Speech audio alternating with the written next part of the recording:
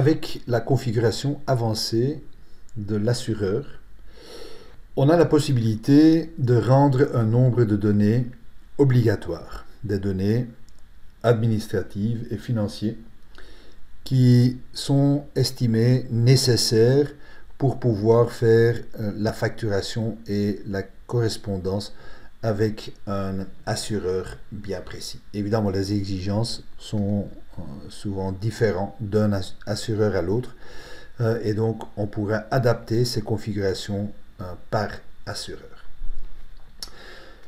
Un premier paramètre qu'on pourra activer, c'est le numéro de dossier de l'affilié. Donc si on va rendre obligatoire le numéro de dossier de l'affilié, ça veut dire que on va être obligé d'enregistrer un numéro de l'affilié dans la fiche d'assurance maladie, sinon le système ne va pas accepter l'encodage ou l'enregistrement de cet assureur dans la fiche d'un patient. On va vous montrer. Donc ici, si j'active cette case à cocher et je sauvegarde ma fiche, à partir de maintenant, pour un patient qui va être assuré par la SOCABU, le système va m'imposer d'enregistrer un numéro de dossier. Donc j'ouvre une fiche ici de mon patient test. Mon patient est assuré. Bon, je vais en fait enlever le numéro d'identification. Donc je vais peut-être un peu vider ici ma fiche pour avoir quelque chose d'un peu vierge. Voilà. Et donc, si j'oublie d'enregistrer ces informations, et donc cet identifiant, c'est ce qu'on appelle ici numéro de la carte, le fait que les libellés ne correspondent pas toujours, donc dans la fiche de l'assureur, on appelle ça le numéro ou l'identifiant de l'affilié. Ici, dans cette fiche-là, on appelle ça le numéro de la carte. C'est une conséquence du fait que dans OpenClinic, il est très facile de changer les libellés dans une fiche pour les faire correspondre mieux avec les besoins locaux de l'un ou l'autre hôpital ou de l'un ou l'autre pays. Évidemment, si on fait des modifications ici dans la fiche et on ne fait pas les mêmes modifications dans la fiche de l'assureur, on peut avoir des libellés qui ne sont pas toujours les mêmes. Mais donc ici, si on coche l'identification affiliée comme étant obligatoire, c'est ce premier champ dans la fiche de données d'assurance maladie qui va devenir obligatoire. Ici, ça s'appelle numéro de la carte. Donc si je vais essayer de sauvegarder ma fiche, le système dit non, je ne vais pas sauvegarder parce que le numéro de dossier de l'affilié est obligatoire. Donc je vais devoir mettre ici un numéro. Je mets quelque chose, peu importe. Et donc là, je vais avoir un numéro de la carte ou un numéro de l'assuré. Je sauvegarde et maintenant, le système a accepté de enregistrer cette assurance maladie pour la SOCABU, pour le patient en question. Une autre information qui peut être rendue obligatoire, c'est le statut de l'assuré, ou de l'assurance si vous voulez. C'est la deuxième case ici. Donc si je vais cocher cette case, statut de l'assuré obligatoire, et je sauvegarde ma fiche de l'assureur, qui est toujours la fiche de la SOCABU ici. À ce moment-là, si je veux enregistrer une fiche d'assurance maladie pour un patient, si je ne mets pas cette information, le système va me dire que le statut d'assurance est obligatoire. Et dans ce cas-là, dans le champ statut ici, je vais devoir mettre au moins quelque chose. Je dois dire si le patient il est adhérent. Si je vais cliquer sur adhérent, automatiquement, c'est lui qui est évidemment, c'est le nom du patient qui est récupéré ici dans la fiche, ou dans le champ plutôt, adhérent. Si je vais dire que c'est un enfant, ben là je vais pouvoir mettre ici manuellement, si je veux, le nom de l'adhérent, donc de la personne qui ouvre le droit à la couverture maladie ici pour cette assurance. Donc là je peux dire par exemple c'est l'adhérent, c'est Papa Test, voilà, quelque chose comme ça. Si je mets cette information donc sur le statut de l'assuré, le système va maintenant à nouveau me permettre d'enregistrer l'information. Et voilà, j'ai de nouveau ma fiche. Une troisième information qui peut être rendue obligatoire, c'est le numéro de personnel ou le numéro d'identification personnel de l'affilié chez son employeur. Et donc, souvent, le droit à l'assurance maladie est ouvert par l'employeur du patient, ou de l'affilié plutôt. Et pour pouvoir faire la référence vers cet employeur, on va enregistrer également le numéro de personnel ou le numéro d'identification de l'affilié chez cet employeur. Alors, si je vais cocher cette case et je sauvegarde, je vais de nouveau dans ma fiche. À ce moment-là, c'est le numéro, on appelle ça ici le numéro matricule adhérent. De nouveau, la libellée peut avoir été changée ici et que l'intitulé ne correspond plus à 100% à ce qui est enregistré dans la fiche de l'assureur. Mais donc, cet identifiant, le numéro de personnel, correspond ici au matricule de l'adhérent. Donc, si je ne mets pas cette information, de nouveau, je vais avoir un message d'erreur où le système dit l'ID du personnel affilié est obligatoire. Ça veut dire que je vais devoir mettre le matricule de l'adhérent. Et je mets son numéro matricule ici. À ce moment-là, l'enregistrement va être également accepté. Une autre information qui est directement liée à ce numéro personnel, c'est évidemment pas seulement, c'est parfois pas seulement suffisant d'avoir l'identifiant ou le matricule de l'affilié chez son employeur.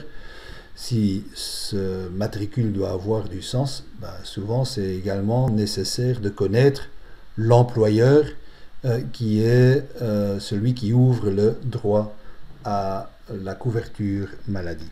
Évidemment, si l'assureur est le nom d'un employeur, on n'a pas besoin de ça, parce qu'on connaît par défaut l'employeur dans ce cas-là, qui est identifié simplement par le nom de l'assurance.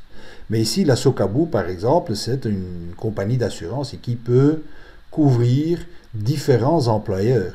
Alors, pour que le numéro matricule ait du sens dans le cas de la Socaboo, je vais devoir connaître également l'employeur qui s'est assuré auprès de la Socaboo, parce que sinon, je ne sais pas à quel employeur appartient le numéro matricule en question. Donc, je peux en fait cocher également cette quatrième case dans les données obligatoires. Je sauvegarde et on fait toujours le même test. Je vais aller vérifier dans la fiche du patient. Dans ce cas-ci, c'est ici l'employeur de l'adhérent ou de l'affilié qui va devoir être rempli. Si je l'oublie, il va respecter. L'employeur est obligatoire.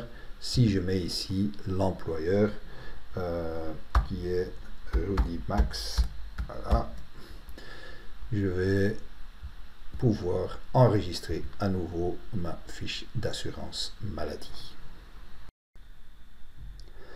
Les 4 premières informations obligatoires qu'on vient de citer sont toutes des informations qu'on doit encoder, qu'on doit enregistrer dans la fiche d'assurance maladie du patient.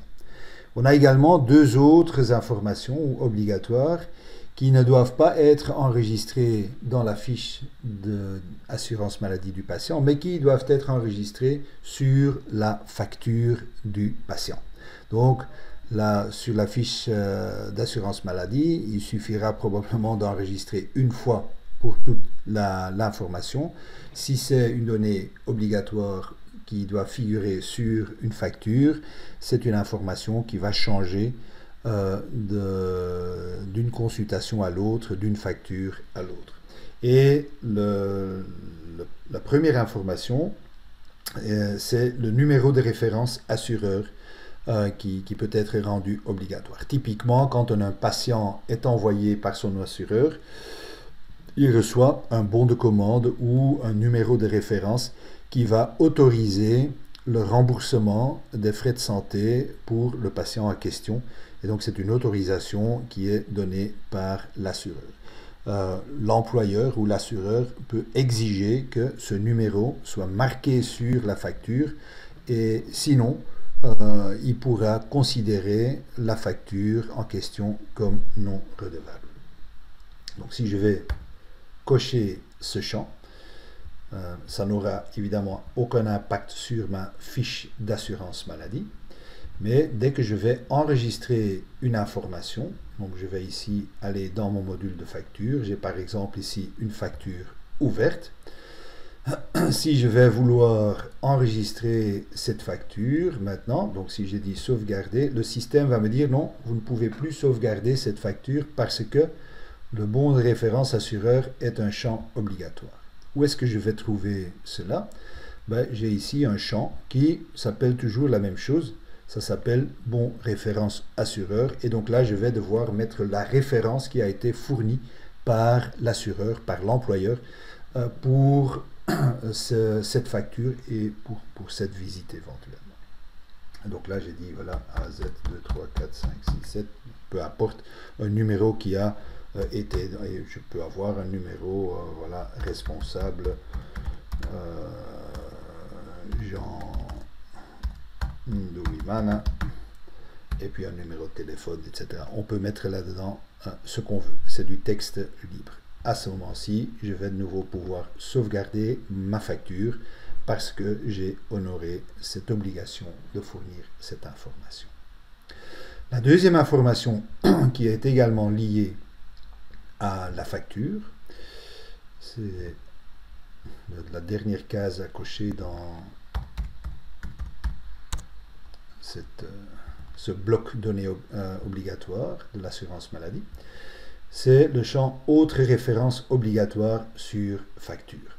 Et en fait, sur la facture, dans le modèle par défaut OpenClinic, on a un champ qui s'appelle autres références. Donc, si je vais cocher ce champ et je sauvegarde, en fait, je vais pouvoir aller de nouveau dans le module de facturation de mon patient. J'ouvre encore cette facture. Et si je veux sauvegarder ma facture, j'ai de nouveau un message d'erreur qui dit « Ah non, valider par est un champ obligatoire ». Pourtant, j'ai simplement dit que c'était autre référence qui était obligatoire.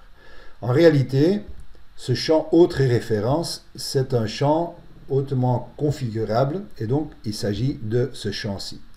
Et je peux changer la libellée de ce champ comme je veux. Si je vais mettre autre chose ici dans valider par, je peux donner une autre destination.